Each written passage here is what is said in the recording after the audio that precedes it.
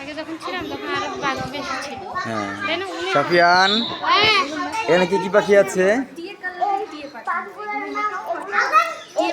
এই সব পাখিগুলোর নাম মাকপাউ, এগুলা বাইরে রাখা ছিল রেড মাকপাউ, আর এই নাম আমি নিজে রাখছি রেড মাকপাউ।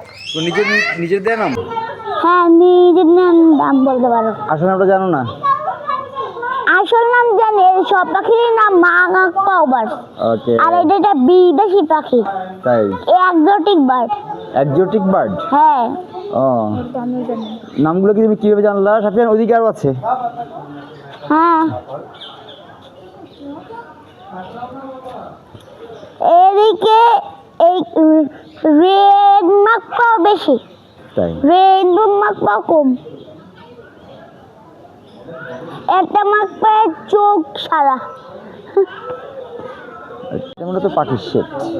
পাখির শেড, সেফারি পাখির এই পাখির শেডটা আগে বেশ কালেকশন ছিল এর আগে যখন আসছিলাম। এখন টিয়া পাখি দেখা যাচ্ছে এবং বাচ্চারা এই শেডটা খুব পছন্দ করে। আসলে সবাই পাখিদের বাদাম দেওয়ার জন্য খুব আগ্রহী।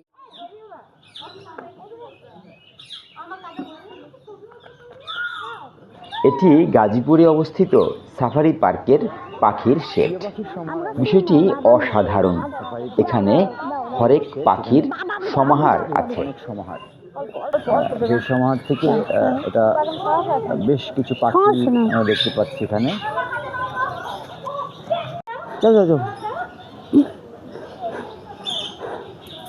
সাফিয়ান চেষ্টা খাবার দেওয়ার জন্য। দাও বাবা, দাও। দাও দাও, কাছে যাও, কাছে একটু কাছে যাও, একটু কাছে যাও, যাও যাও যাও যাও যাও, একটু কাছে যাও, একটু কাছে যাও। এই দেখো, অসাধারণ, খুব সাহসী একটি ছেলে, খুব সাহসী একটি ছেলে, খুব সাহসী একটি। আর একটু কাছে যাও না বাবা, আর একটু কাছে যাও, ধরবে না তোমাকে। তুমি ওটা দাও, ওকে দাও।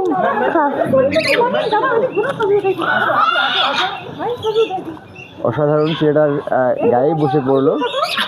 সাধারণ বাবা, যাও যাও।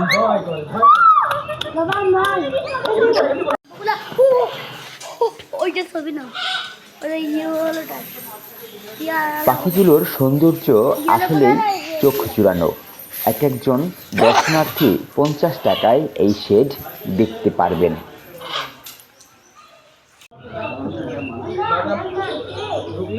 পাখিগুলো খুবই মজার এবং ওরা আকর্ষণীয়। বাদাম দেখলেই দেখছি সবার কাঁধে এসে বসছে।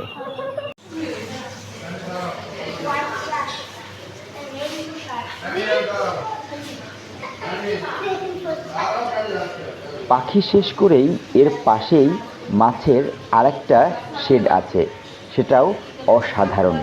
এখানে প্রথমে কাটা 50 টাকা দিয়েই এই শেডও দেখা যাবে।